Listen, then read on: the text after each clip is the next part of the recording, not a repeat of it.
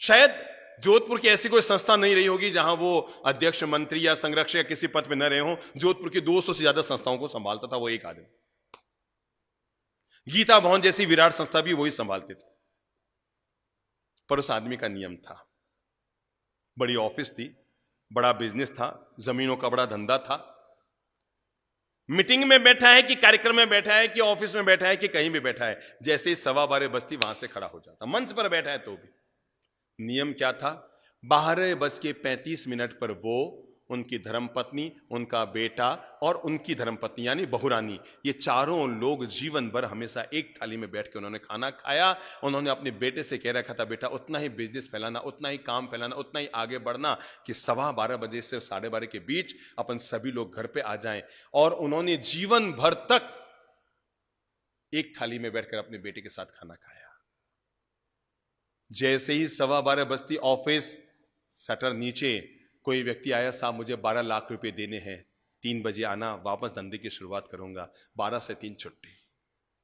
मैंने खुद ने देखा हुआ है, कोई व्यक्ति आया और उनको कहा, साहब 15 लाख का वो जमीन वो देना है, मैं लेके आया हूं थैले में, भैया अब मेरा बेटा मेरे भोजन के लिए इंतजारी कर रहा है, 3 बजे वापस आना, धंधे के बाद उस समय करूंगा।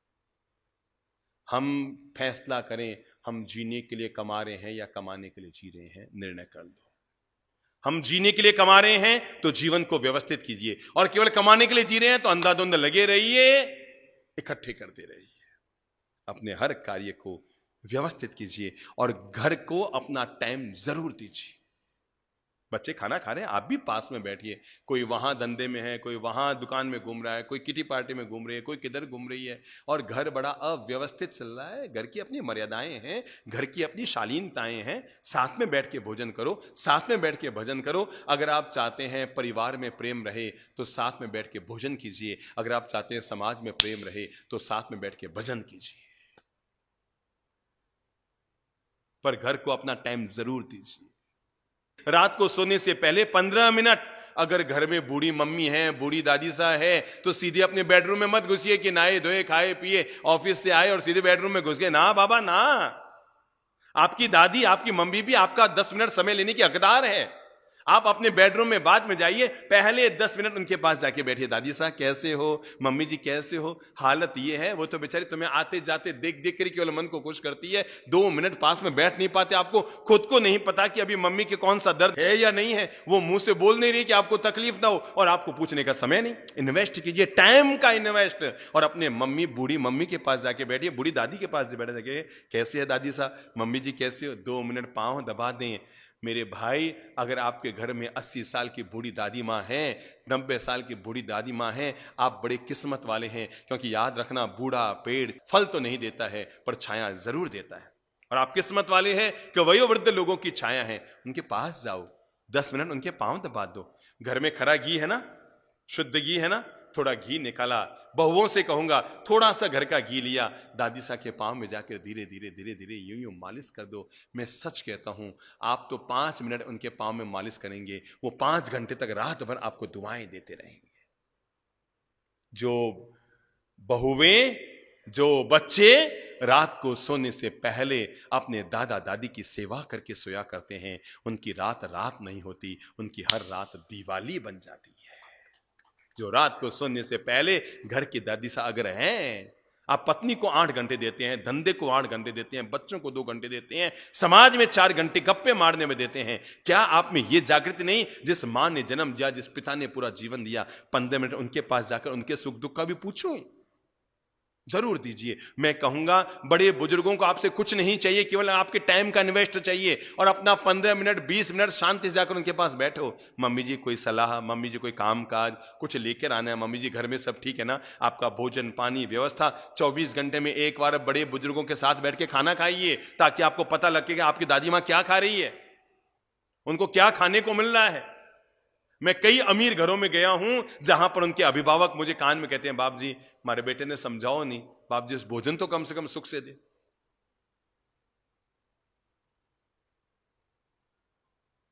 सब कुछ हमने बड़े बुजुर्गों को भाग्य भरोसे छोड़ दिया। कई लोग तो ऐसे हैं जो जॉब के नाम पर, धंधे के नाम पर बेचारे बूढ़ी दादा दादियों को गांव में छोड़कर आ गए, अपने धंधे में लग गए। पत्नी को साथ लाना आपको याद रहा, बच्चों को साथ लाना आपको याद रहा, पर बूढ़े माँ बाप को साथ लाना आपको याद नहीं रहा।